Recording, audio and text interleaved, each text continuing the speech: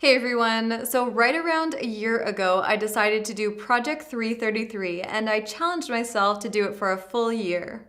People want smaller and more curated wardrobes for different reasons. For me, I wanted to invest in fewer but better quality and ethically made pieces. Refine my style. I had quite an eclectic mix of stuff and items that I had from high school, and I just really wanted to refocus and figure out a little bit more what my personal style was. Wear the items that I enjoy the most and get lots of use out of them. Not feel overwhelmed when I look in my closet at all my clothes. To be more sustainable, a smaller closet with better quality items is a lot more environmentally friendly than a huge closet full of disposable clothing. And there was also an element of necessity. I knew that we were moving overseas in the fall and we had limited space for storage and that we could take with us. Right around a year ago, I was researching capsule wardrobes, and that's how I came across Project 333. And it was the perfect challenge and push that I needed. Plus, I really wanted to see if I would actually be happy with a smaller wardrobe.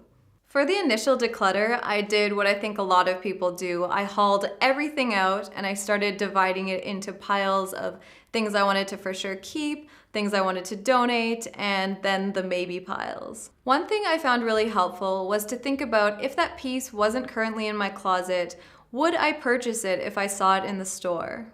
For my first big declutter, I had a lot of problems with the maybe pile, but I ended up packing it up and revisiting it quite a few times and slowly whittling it down into the things that I for sure wanted to keep and what I wanted to donate. I ended up donating 3 huge garbage bags full of clothes and also giving a ton of stuff away to friends. If you are new to Project 333, just getting started, or feel like you could use some guidance, I really recommend the Dress with Less micro course, which I'll link to below. It's really helpful and walks you through both the decluttering process and building your capsule wardrobe. When building your capsule, I think it's really important to focus on your favorite items, the items that you wear the most and that are most often in your laundry, and build around those.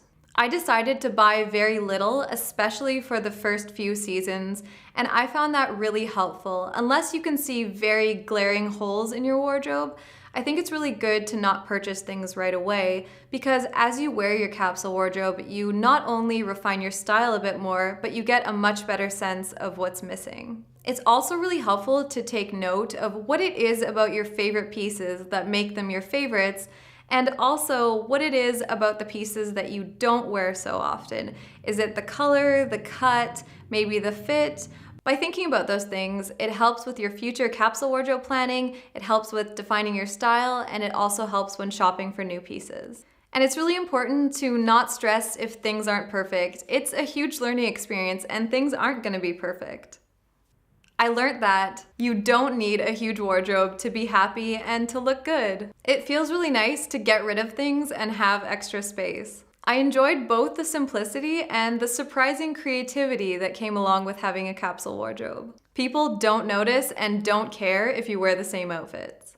Having a capsule wardrobe helps you be a lot more analytical and thoughtful about new purchases. It really reinforced my desire to invest in quality pieces that I'm gonna have for a really long time. It's good to look for versatility both with the pieces that I already own and with any new purchases. Sticking to neutral colors is easier, but definitely not necessary.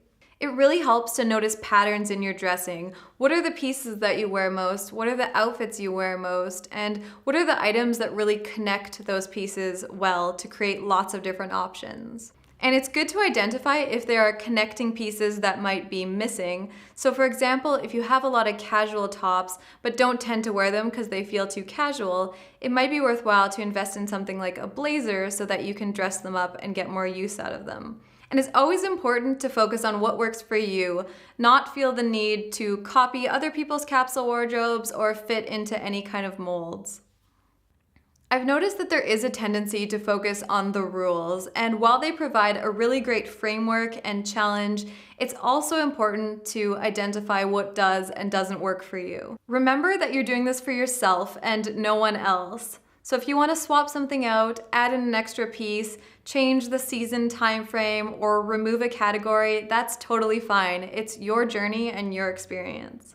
So what happens next? For me, going forward after this year-long challenge, I'm definitely always gonna have a capsule wardrobe. I'm never going back.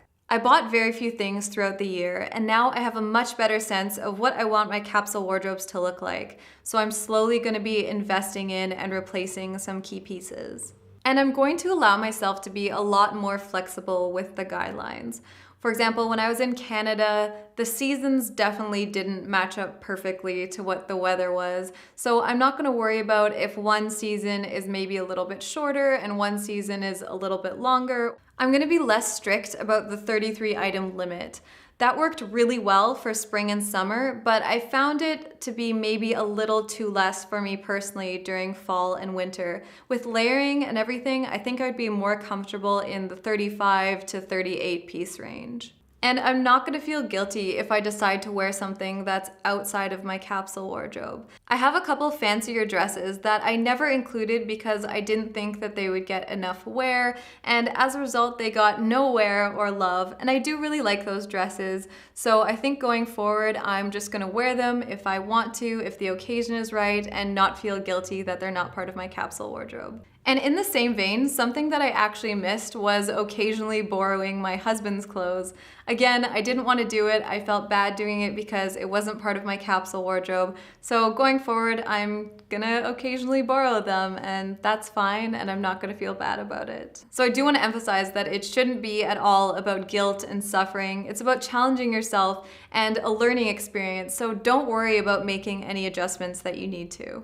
Looking back at this year, I'm actually really amazed at how much having a capsule wardrobe has taught me about myself, about personal style, and about the role and value clothing play in my life. I not only love and appreciate my clothes more, but I feel more confident wearing them. I'm also really excited to continue to build a curated capsule wardrobe of ethically minded pieces that work well together and reflect my lifestyle, personal style, and values.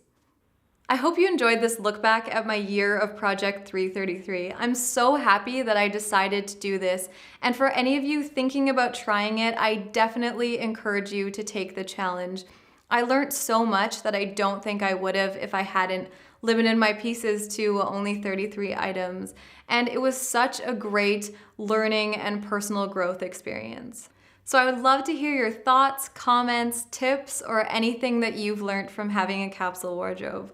Thank you so much for joining me, and have a great day.